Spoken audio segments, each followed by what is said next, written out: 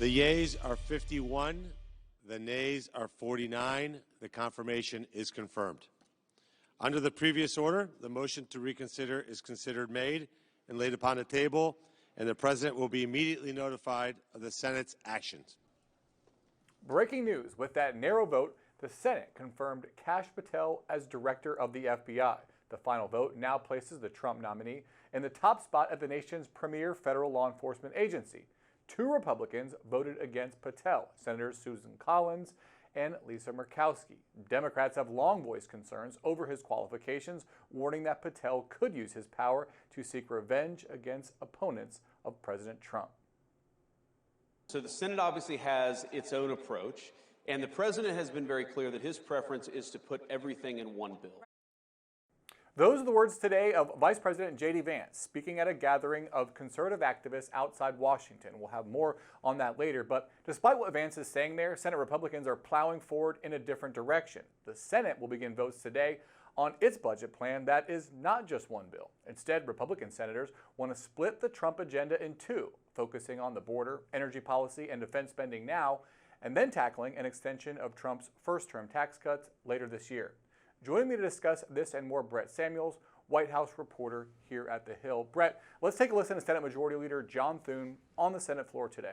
The last thing we want is to delay other parts of the President's agenda, like border security, while we do the work needed to arrive at a tax agreement that can pass both houses of Congress. That's why the Senate is moving forward on a 2-part legislative plan to accomplish our and the President's top priorities.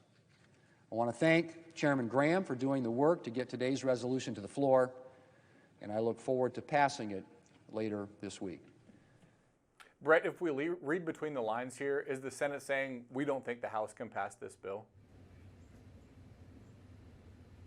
Yeah, I think what we're hearing from Senate Republicans is that, they have a plan here, the House Republicans, with a very narrow majority. It's still sort of up in the air exactly how and when they'll be able to get their plan through. So certainly a sign I think Senate Republicans feel like it's in everyone's best interest if they take the lead here, since they seem a bit more unified at the moment. And there are some ominous signs for Speaker Johnson. Our colleague Michael Schnell spoke with 3 House moderate Republicans who are withholding their support over concerns about cuts to social safety net programs. One of those lawmakers estimated there are at least 10 Republican holdouts at the moment. How big is the hill that Johnson has to climb?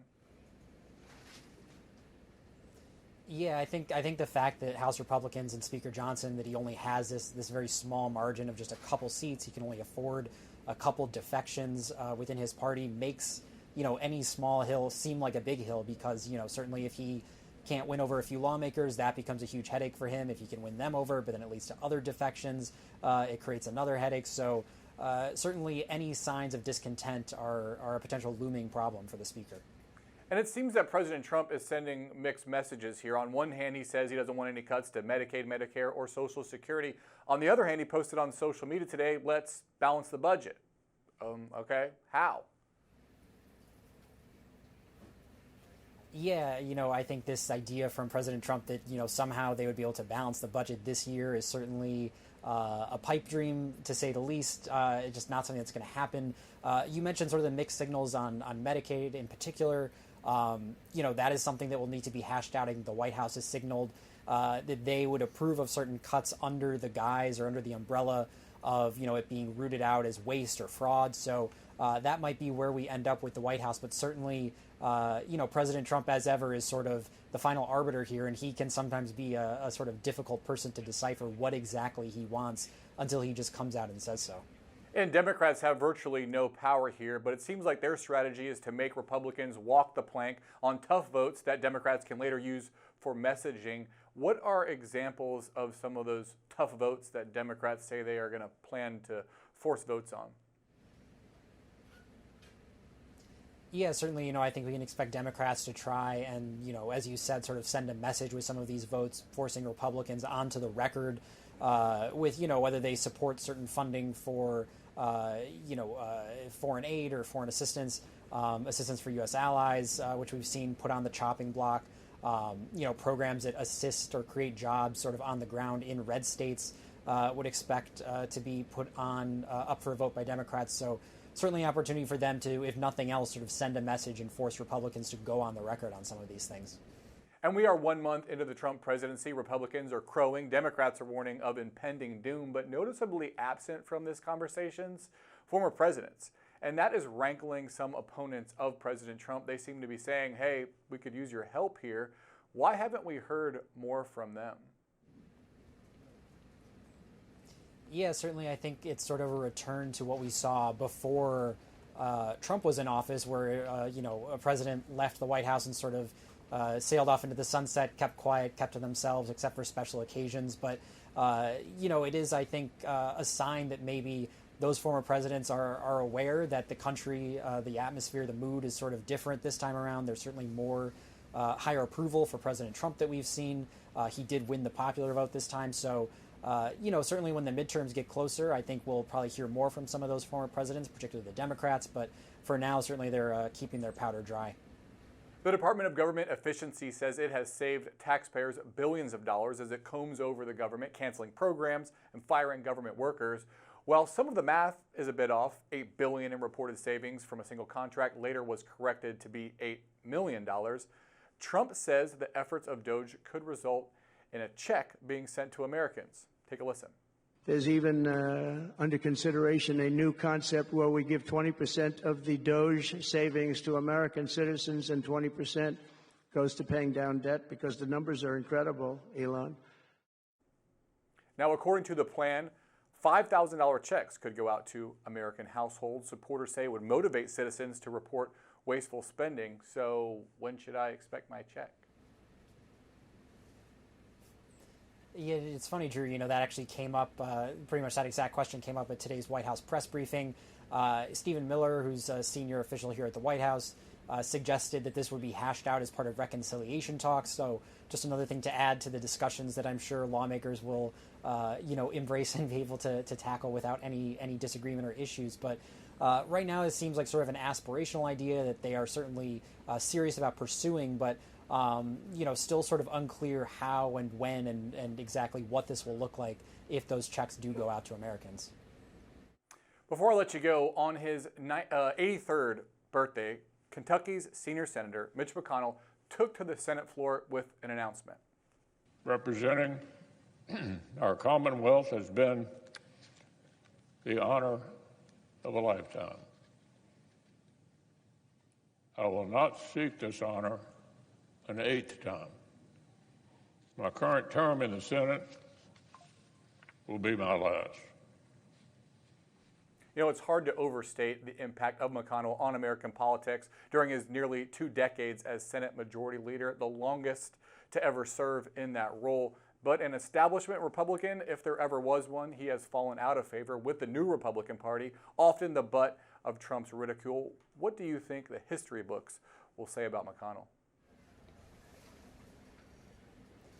Yeah, certainly just his sheer legacy of how long he led the Republican Party as the party leader in the Senate, I think reflects the kind of influence and power that Mitch McConnell had.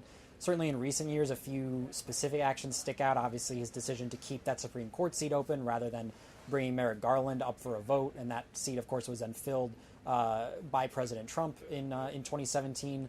Certainly his decision not to sort of vote or lobby other Republicans to vote to convict then President Trump in his second impeachment after January 6th certainly sticks out. But as you said, hard to overstate somebody who spent decades in the Senate, decades as a leader of the Republican Party, shaping their agenda, and certainly raising a lot of money, influencing votes. Hard to overstate sort of the impact that Mitch McConnell has had on D.C. politics.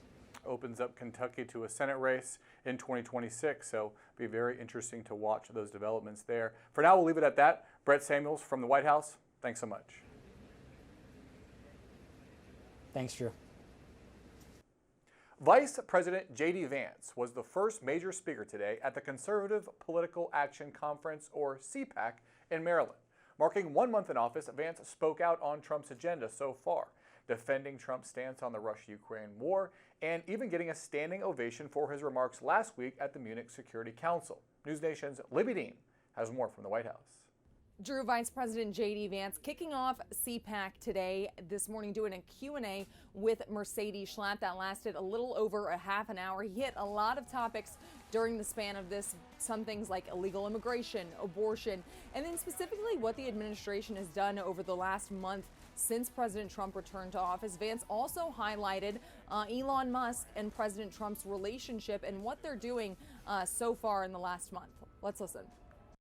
And then I think the third thing that he's tried to do, of course, with the help of Elon and all the great folks at DOGE, is ask, what are we doing with all of the American taxpayers' money, and why are we wasting so much of it on garbage that the American people either aren't aware that we're spending it on or don't want to be spending it on in the first place? Highlighting Musk's influence in the administration, an interesting choice by Vice President J.D. Vance, considering Musk has been seen at President Trump's side more often than the vice president himself.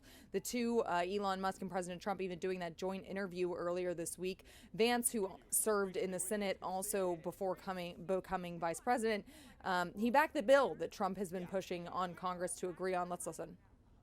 The president has been very clear that his preference is to put everything in one bill. Right. And part of that is just simple legislative strategy. I think the president has learned a lot about how D.C. works. And I actually talked to the president about this yesterday, and he said to me, look, it's very rare that you can get two reconciliation bills done in one Congress, which is why he thinks we've got to do a lot with that one big, beautiful bill, that first reconciliation package that we're going to get through the House and the Senate. As for what comes next at CPAC, Attorney General Pam Bondi will speak, as well as President Trump, come Saturday. Drew? News Nation's Libby Dean, thank you. The president of the New York University College of Republicans chapter has resigned after a magazine interview in which she called President Trump's 18-year-old son Barron an oddity. The interview in Vanity Fair earlier this month quoted then NYU chapter president Kyle Walker as saying Barron was, quote, sort of an oddity on campus, end quote, and added that a professor joked with her that Barron didn't belong at the university. It came just a few months after Barron began attending NYU as a college freshman. In a Monday social media post on X, the NYU chapter confirmed that Walker stepped down. The national organization said in a statement that while it believes Walker's words were twisted by Vanity Fair, her comments don't align with its values. The president of the national organization also invited Barron to join the NYU chapter. The Trump administration is putting an end to New York City's congestion pricing. On Tuesday, the Department of Transportation rescinded a critical approval for the toll program that was granted last year under the Biden administration. In a letter, Transportation Secretary Sean Duffy said the plan was not eligible for approval because there is no toll-free option for drivers, and says it was implemented to increase revenue for local authorities and not to decrease congestion. In response to the DOT rescinding the approval, city officials filed suit against the Trump administration, saying the program was already showing signs of success, and arguing the decision to pull approval was made hastily and without environmental considerations. President Trump has been a vocal opponent of the plan, saying it's an unnecessary cost on commuters. Proponents, including Governor Kathy Hochul, say it reduces both traffic and air pollution in the city. 1 month down in today's Political Minute, News Nation chief Washington correspondent and host of The Hill, Blake Berman, breaks down the numbers behind the president's actions to date. Days of Trump's second term by the numbers. I'm Blake Berman, host of The Hill on News Nation.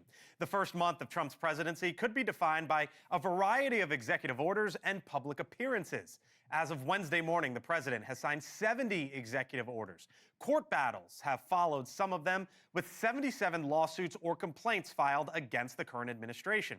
In 30 days, the president has made 55 public appearances, delivering remarks or taking questions from reporters.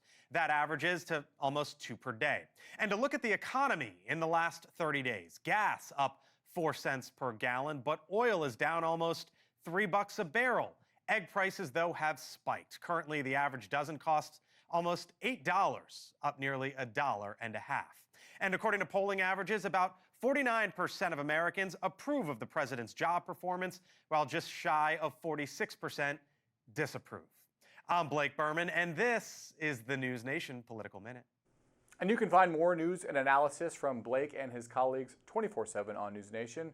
To find News Nation on your screen, go to joinnn.com. That's today's Daily Debrief. I'm Drew Petrimoulx. Be sure to like, share, and subscribe to The Hill's YouTube channel. And come back here soon for the intersection between politics and policy.